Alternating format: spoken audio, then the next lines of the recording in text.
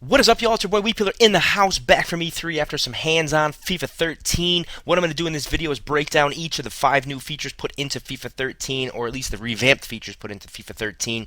Tell you what I thought about them, how they're going to make the game better, how you guys are going to enjoy the game, and FIFA 13 is shaping out to look pretty good. I've been to a lot of these events in the past, and at this part of the year, game's really buggy. It's a lot of times it's not working the way that the team wants it to work. They do iron out the wrinkles, coming in the next few months, but this game, I've got to say, I've been out there since FIFA, '08, so this one is definitely the furthest along that I've seen a FIFA game so far.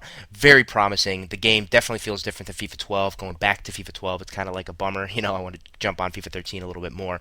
I'm going to go down each of the points here and just kind of go over what I think was really good about it and what I think was really bad about it.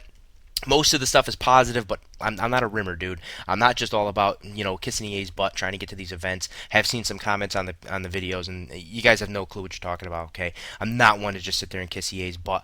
I'm gonna want the game to get better. I want to give them definite feedback. I bring the feedback that you guys give me from these videos and tell them what is up. That's why this game is going in the right direction, because community guys like myself give these guys feedback and they know what they're doing. They watch football, they see real life stuff going on, and they want to implement it into their game. So first off, I'm going to talk about this first touch control.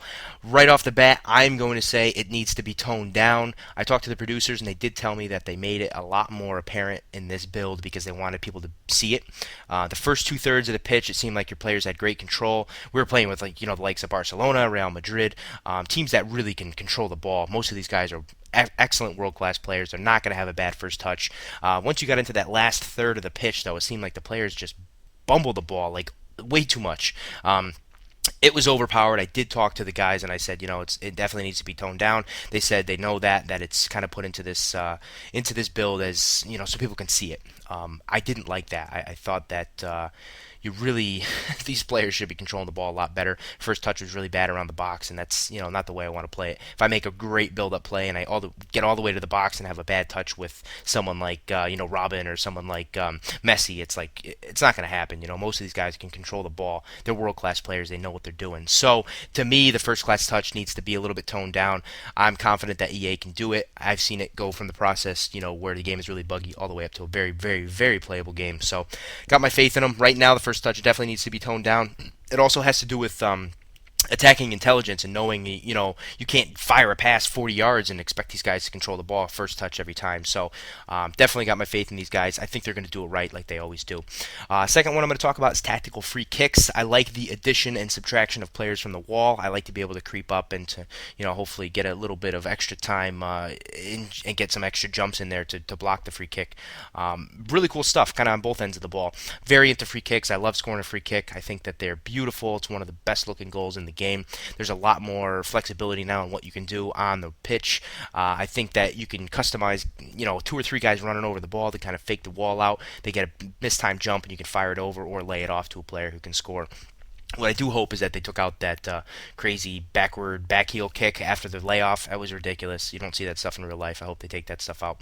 But tactical free kicks looks promising. Like I said, I'm very into free kicks, so I'm very interested in seeing what I can customize for that. Looks really, really cool.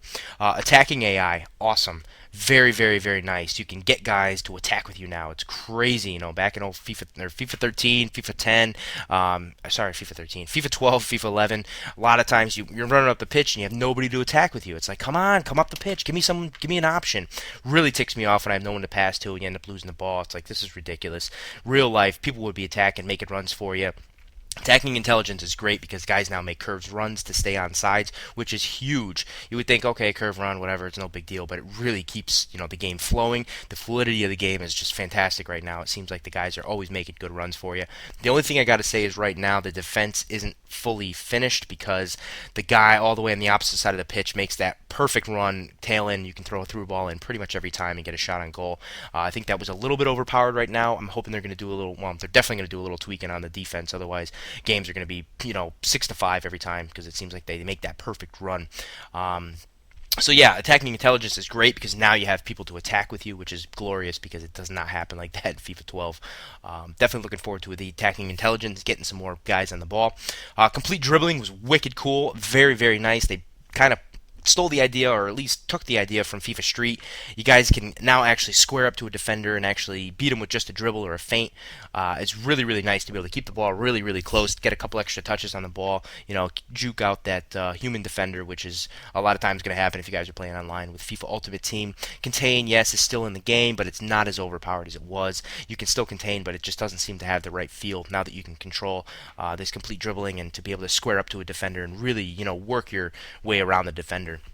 Really good stuff. The complete dribbling really had me on the ball. I just see the responsiveness with it, and the guys like Messi, it makes you feel like you're really playing with a player and actually getting to do what you want to do with the ball. That's always a top priority for me. I always seem to have struggle with like responsiveness. I don't know if it's my connection or what, but I just seem to not have the responsive time, especially in head-to-head seasons this year. After playing all FIFA Ultimate Team pretty much all year long, and then jumping into VSG and playing head-to-head, the responsiveness sucks, dude. I mean, head-to-head kind of blows in my opinion.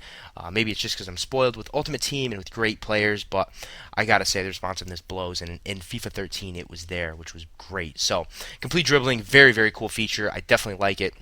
That's with both RT and LT. You hold them down, or R2 and L2 for PlayStation guys, and it just squares your guy up and really gives the ability to make it look realistic and to beat the player with just a nice dribble instead of a skill move.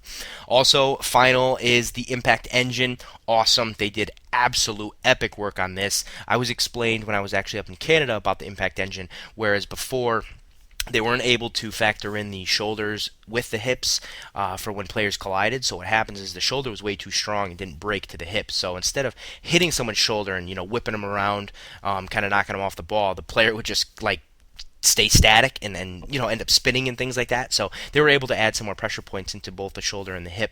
They make the shoulder a little bit less strong, and the hip is obviously pretty strong. So these guys can now swivel. The animations are beautiful so far in this game. It looks so much nicer than FIFA 12 or any previous FIFAs. It just looks really, really good. And Impact Engine being fixed sorts the game out amazingly. It just looks really, really, really nice. I mean, you actually look like you're watching a game of football, which is insane. So those are pretty much the 5 things going down from top to bottom on what I saw, what I really, really think about it. Obviously, I'm not kissing EA's bum because I did tell you the negative aspects of some of these things. It's true, everything isn't perfect so far. It's a very early build. Obviously, being the game's going to come out probably late September or October, they do have some, fine polishing to do, but I'm very confident. Every year they've really brought the bar up, just made this game the absolute best football game in the world. I will touch on Pez real quick because I did get hands on that. Dude, I'm not dogging Pez by any means. I want Pez to be good because that pushes the FIFA guys to make it even better. But dude, Pez was garbage, absolute garbage, man.